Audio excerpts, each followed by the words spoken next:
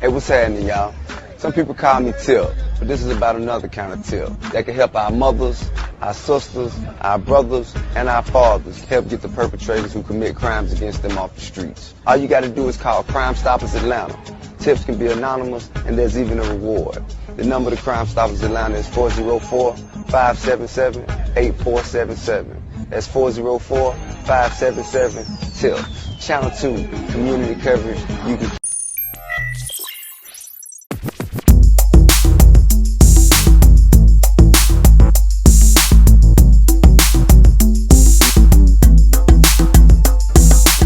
What's up, peeps, and welcome back to the Lionel B Show. It's your first time tuning into the channel. Don't forget to like, comment, and subscribe on the videos, man. Also, make sure y'all click that notification bell button so anytime I drop a brand new video, y'all be the first ones to get it. Now, it appears that the beef between Wack 100 and T.I. is coming to a head. Now, the beef escalated when Wack 100, popular rap industry manager for the game and Blueface, came at T.I. for defending Nip's legendary status. Now, once Wack 100 got wind of it, he indicated that T.I. was the original 6ix9ine and he's always been a snitch. Now, he did post several IG posts to T.I., with the first one stating, when you call a spade, they want to make a face card a spade. Now, the question was legend in music. And because I'm not acting like the sheep following others across the field, they find a way to distract you from the real topic, which was legend in music. All the others don't concern me. I don't know this man's financial portfolio, nor do I care. But what I do know is the music stats. At Troubleman31, you far from slow, and you yourself stated before wasn't the after. Now I'm gonna let y'all mental midgets argue about that. Wack gonna stand strong in what he believe in and can prove with facts. The yes a massa S or I jump cause he jump ain't the ways of a standalone man. I could do this dance all day long cause what's deemed to be a legend in music has been documented for many moons. Now for the next 10 years I want to see you clowns go crazy about the man's words that you say ain't relevant. Now, Wack 100 was certainly in his feelings, man. He was so much in his feelings that he actually trolled T.I. by posting an old Crime Stopper video. Hey, what's happening, y'all? Some people call me Tip, but this is about another kind of tip that can help our mothers, our sisters, our brothers, and our fathers help get the perpetrators who commit crimes against them off the streets. All you got to do is call Crime Stoppers Atlanta. Tips can be anonymous, and there's even a reward. The number to Crime Stoppers Atlanta is 404-577-8477. That's 404-577-TIPS. Channel 2, community coverage. You can. But Wack 100 definitely wasn't done there, man. He actually pulled up an old news article from 2008 indicating that rapper T.I. testifies in Ohio murder trial. He basically said, man, I've lost many comrades. Police show up.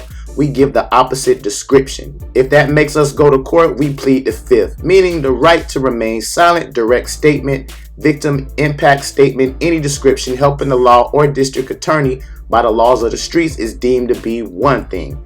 Now, I was asked to let it go, but you fired a feeble shot like I'm a fan. Well, you said bring the reality at Troubleman31. I'll let you fight yourself on this one. Now, Wack 100 wasn't there, man. He basically went on a whole entire tirade. Now, man, he actually pulled up another screenshot. It says, testifying for the prosecution, T.I. described seeing Johnson, whom he called his best and oldest friend, after their van pulled over. He said Johnson was lying, lifeless, blood running down his face from a shot to the temple. Now, Wack 100 added T.I. again. He said, man, you ain't big enough to change the rules. Retire, stay out the street politics, and again, I'm not a rapper. I get no F's. You better sit down, little guy. You ain't the only one with some money. Now, it appears that apparently Wack 100, he was actually directly responding to an actual cartoon that T.I. posted up. It's a post on there that says, man, people on Twitter versus people in real life. He's basically showing like a fan being upset. And then T.I. actually mentioned, he didn't drop his name, but dude knew exactly who he was talking about. He said, until it's in my face, it's fake. This social media shit get weird AF. However, my paperwork clean and presentable for any and all to pull up and see in real life. So hashtag ain't no back and forth. Hashtag you way too old for this, sir. And I'm way too rich. Now, the validity of T.I.'s paperwork has always been into question in the industry, and it seems like he's always constantly having to defend himself and defend his gangster. Now, one actual fan said, man, not buying it. A felon doing 12 months for illegal military weapons is unheard of. You keep saying where is the paperwork, but you have yet to explain the light sentence. You can't pay the feds off, so how did you manage to pull it off? Somebody was singing. So now let's take a look at T.I.'s paperwork, man, and see exactly what it is and what it ain't. Now, we pulled up the paperwork, man. It is Department of Justice, Attorney David Mias, North District of Georgia. Entertainer Clifford Harris, aka T.I., pleads guilty to federal firearms charges.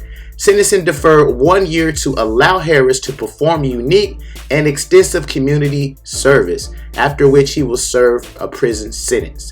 Now it says Atlanta, Georgia, Clifford J. Harris Jr., an entertainer also known as T.I., 27 of College Park, Georgia, pleaded guilty today in a federal district court to possession of unregistered machine guns and silencers, unlawful possession of machine guns, and possession of firearms by a convicted felon.